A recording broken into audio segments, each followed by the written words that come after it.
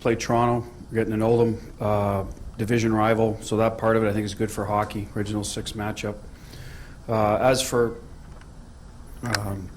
strengths and weaknesses, I mean, everyone has their own opinion. We feel that if they have time and space through the neutral zone to run those long stretch passes and attack the blue line if we can't control that part of the game, and eliminate their D being involved in the rush by killing rushes at the blue line, then we're going to have problems.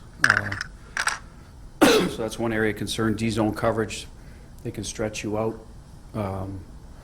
So if we're not making good reads, leaving in front of our net to the slot, and they're going to get some good looks as well. So we've focused on a couple areas away from the puck today to eliminate some of their offense. And then as you know, tomorrow and Wednesday, we'll start working on the other side of the puck where we feel in their end we can.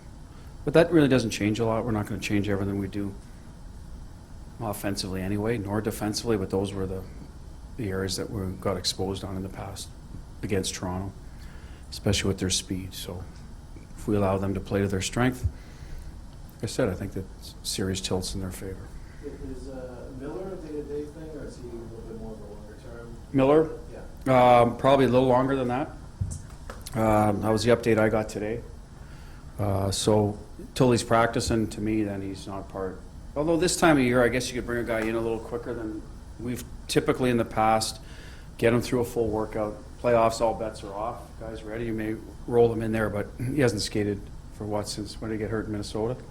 So I don't anticipate if he's not out there tomorrow or Wednesday that he'd be a guy we'd be looking at the start of the series anyway. The way you lined up today, is your plan for Thursday, or are you still thinking? We're tinkering, but you can do the math on that a little bit in terms of how we're going to at least start, look at it. Obviously, with Johnny Moore may come back into the mix by Tuesday or Wednesday, so that's a good option to have in the back end. Otherwise, it's Camphor, Clifton.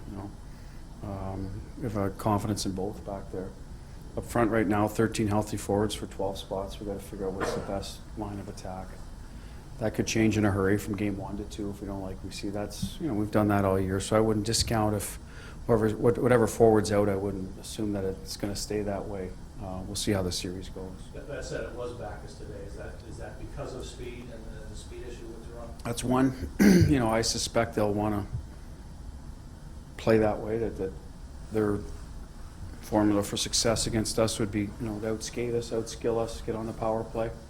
So we got to be ready for that game 1. Some of that has to do with Wagner. He'd missed some time, so we're giving him some reps as well. We find that was the best fit for backs was with Corrali and Nordy, or sorry, Achari and Nordy, or Corrali. Corrali's out, obviously, but he was playing sort of in that role. So there's some duplication there that we have to consider. I like Kuhlman up with Krejci in the games he's played. He adds speed, gives us a penalty kill factor that with Corrali out, that's going to be important against Toronto. So that's one that we got to make a determination: is he in or out? And right now, we're not going to worry about. While he doesn't have any playoff experience, he's obviously at a lower level, done very well in the playoffs. It's been good for us. Doesn't seem to be phased by much. So I think it'll be what's the best lineup for us and less about experience.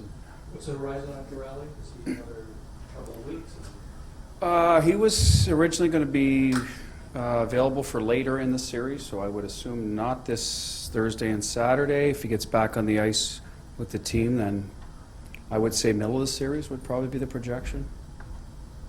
And Moore, like I said, I think he's the closest right now to joining the group in practice. Coach, some of these teams in the cup are so strong up the middle.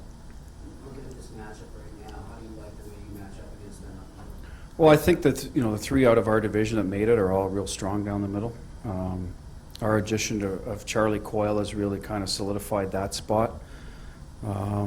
So we've got 2 Stanley Cup champions in front of him. Nola Char, we're real comfortable as a 4th-line center, and when Corrali comes back, if he goes in that role, we're comfortable. So I think Charlie's helped us a lot in that regard. They're obviously strong down the middle, Tavares, Matthews, Kadri, but we don't feel they're better than us there. We just feel that that's probably the strength of both teams when you look at it on paper. Some fans meetings, what are the points made from Charlie there? What are they not seeing that you guys value the most? What he's brought? Wins for the most part. I think when he first got here, we won a lot of hockey games. It allowed us to distribute minutes better. I'm not gonna overanalyze the end of the season, once we sort of got our place. Penalty kill, face-off, another face-off guy. We do have a lot of right shot face-off guys, so that was an area that we're pretty strong with, but, still comfortable with him starting at our end. Whoever he matches up against, we're not gonna lose. If we ice the puck and they throw out Tavares or Matthews or whoever, we're comfortable with Charlie being able to defend that. You've got Carlo at your disposal this year for the first time in his career, practicing before playoffs. But what did you miss the most about him in the 2 previous years that he didn't skip you guys? Well, the first year, we lost a lot of guys, right? I think was it Miller and Adam out as well? Like, we brought up Charlie probably sooner than, clearly he was ready, we didn't know that, but sooner than the anticipated design plan. So what do we miss? Usually it starts with PK, one of his biggest strengths, shut down defenseman. And that's what we missed last year, I think, at times against Toronto as well. But specifically Tampa, they rolled over, they're a pretty deep forward group. So you have that big body that, can defend well and skate. He had some puck play. That's part of the game. We can, where he's still building his game, so some of that is replaceable by guys you put in. But, the size factor, the ability to play 20, 22 minutes, reliable minutes is probably the biggest thing you miss that time of year, especially start getting into extended games, playoffs, overtimes. He's a guy that, he can handle that workload. What kind of challenges is it going to be to kind of contain down Morgan Island? What we talked about earlier, your first question about defending the blue line, if we defend the blue line well, that eliminates, to me, half of what he does really well, which is be the next layer. So if we can close off plays before they can turn up and find him late, okay, that's half our battle. Obviously breaking pucks out, good angles. When you go at him straight on, he'll skate right by you. So that the second challenge for him is that once he gets his head up on a D to D or whatever, puck retrieval, if you haven't forced it out of his hands with a good angle, now you've got problems because now he's into your next layer.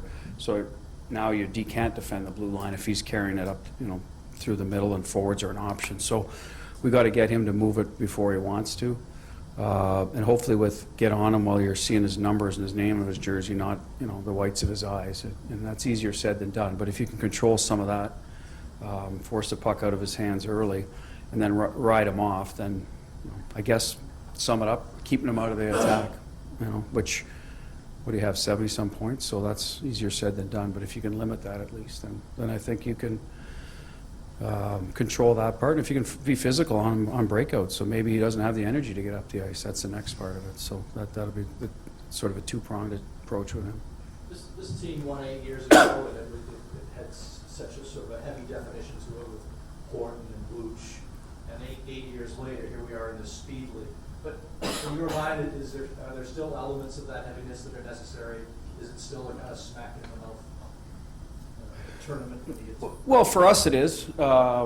We value the Achari, Wagner kind of players of the world that can play against the other team's best players, or the other players line up every day and say, I got to play against this guy for 2 straight weeks. I think there is value in that. Sometimes you go out there and you got a guy that can fly around the ice, and it's like, I got to chase this guy around for 2 straight weeks. That's the way they're approaching it. Like, if they're on their game for us, we got to chase Marner around and Matthews. So, different philosophies, I guess. At the end of the day, you have to be able to skate to win in the playoffs, and I think you have to have a certain amount of grittiness. I don't think you can roll out 20 skill guys and expect to, at this time of the year, teams just, they bear down a little more. They manage the puck better. If they don't, you're out. That's the way it works. Just unless your goalie's like unbelievable. I think that's a bad formula to go in and say, okay, we're just going to rely on him. We're just mismanage the puck. So I think you need both. I don't think you can win if you're slow anymore. I don't think you can win if you don't have a certain amount of grit. So how do you find that balance? I think great examples of that are Pittsburgh and Washington. They've won the last 3, and you could say they have. Maybe Pittsburgh, you think of more speed, but I thought they had a lot of grit. They won their games 2-1, 2-0 at the end. Washington has lots of size and skill, but they played heavy too. So I think it's just required. Do you think that tipped the series last year with Tampa when you moved past Toronto? I thought they got inside better than we did. We had trouble getting inside their big D to generate good offensive chances against a goaltender that basically stopped what he saw. You know, you had to have a pretty good shot to beat Vasilevsky, so you got to get him fighting to find pucks, rebounds, etc. You know, that was our issue, I thought, last year with Tampa. Other than starting slow, giving up leads, you know, we just, those were two areas that, in hindsight, that we could have done better to have a chance. Take two more, or two. Parsons, he seems to always be having fun out there. He's got that, personality and everything. How good is that to have? I mean, especially in the playoffs when things can get very serious. It's not that you want to veer away from seriousness, but is it good to kind of have that balance? I think so. Guys' personalities, I think it's tough to kind of mess with them. I've always said as a coach, you try to change a guy's maybe behavior in terms of how he approaches the game about being a good pro. So that's what we did with Pasta, try to make sure, hey, when practice time comes, you can have fun in practice, but do the Joe right, get something out of it, do it hard. His personality is what it is, and we love it. You know, other guys are a little more serious. Kevin Miller, it's fine. You need both.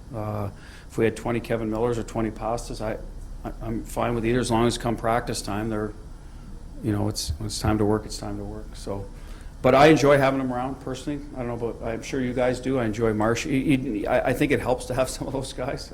I think it's what makes a good locker room. Sometimes fans will be, well, why is this guy in the team? And it might be a role player that's just kind of keeps everything loose in the room. And there's a little bit of that goes into hockey, maybe a little more in some other sports because the violent nature. It helps when you have each other's backs and guys can bring the room together. That's what I've always believed about hockey. Now, I'm not in the football locker room or baseball, but that's what I think about hockey. I get pleasantly surprised at the production of Gretchen this year. Could you have expected this kind of season from him 10 years after he put up 73 points? I don't know if surprise would be the right word, because I think he said a couple of years ago, I'm not sure if I'm going to be that 65 point guy anymore. So that might have surprised me, because I still think he's got a lot left in the tank. You have to stay healthy, so that's always a concern when forwards get in their 30s, just the way it is and the way the game is now. He's been able to stay healthy. We found a winger for him that he's really meshed with. He got a chance to go with Bergie and Marsh as well. That probably helps his production when you play with two guys that are basically 100-point guys. Pasta and Marsh. So not surprised. I don't know if we would sit here in September and predict it would have worked out that way. We were hoping. So good for him. Hope he does it again next year. There's still a little, some instability on the right side. Yep. Is he at a place in his career where he's better equipped to handle that situation? I don't know. Did he say that or? Wait. Oh yeah, you guys haven't. I would think he is. I think there's probably three reasons: personal success or individual success. You can usually handle everything better, right? When things are going well for you, less things bother you, right? I think they have this year. The team is winning. He feels he's a big part of that. I think that helps you handle everything else. I think he, probably has great balance in his life. He's got a beautiful little new boy. Maybe that's made him, a little more, hey, hockey's not everything. I won't drag it home with me. I got family to get my mind off the game. So I would think those three things have probably helped him, become a little less concerned about the chatter or who's on. I'm just going to go play and try to make the guys better around me. Now, I think some of the guys we put in there are good hockey players too, so they've helped him. Most players don't complain when you put a good guy. You rotate a lot of good guys in there, they're happy, right? It's when they get the players that don't perform, that's probably when they're like, so that's a bit of it as well. So if the guys go in there and help the team win, then usually you're less, apt to complain. Is that fair to say? Or? From an organizational standpoint, how good, important, whatever word you want to use, was it to see Marchand get through the entire season without Incident? We're not through it yet, Hag, so. The regular season. Let me qualify that. Well, I think it's great because last year he stood up and said he was going to do that, and everyone knew. I'm sure he had his doubters, and you can make an argument, rightfully so, because he's been in hot water a few times, but he's kept his nose clean, true to his word. I don't think he's even been close to anything that you'd say, well, what's going on? He's going to go over the edge. He's had games where he's been upset, but every player goes through that. He's got right back on the rails and been a real good player for us. So he backed it up. And so, hopefully, I think playoffs now. Hopefully Toronto doesn't have some game plan to get him off. I can't imagine he would go down that road anyway. I think he understands how valuable he is to the team and how he's been able to keep it clean for 6-7 months now. So probably enjoyed it. Hasn't lost any. In fact, he's gained more respect by showing how dominant a player he can be. So now they know that he's a guy that made it a certain way and is now not extending his career because he's still young, but adding layers to his resume, I guess, would be the best way to put it. I mean, I don't know that that you can make an argument. He's one of the most dynamic offensive players in the league. And I'd certainly back him on that.